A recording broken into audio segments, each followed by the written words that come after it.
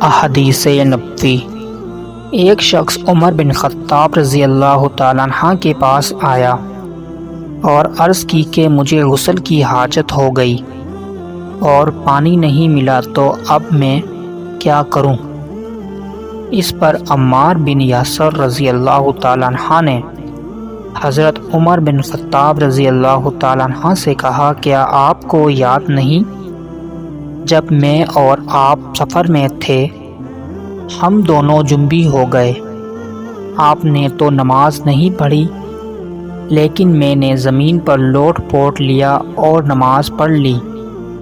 پھر میں نے نبی کریم صلی اللہ علیہ وآلہ وسلم سے اس کا ذکر کیا تو آپ صلی اللہ علیہ وآلہ وسلم نے فرمایا کہ تجھے بس اتنا ہی کافی تھا، اور آپ نے اپنے دونوں ہاتھ زمین پر مارے، پھر انہیں پھونکا اور دونوں سے چہرے اور پونچھوں کا مسح کیا۔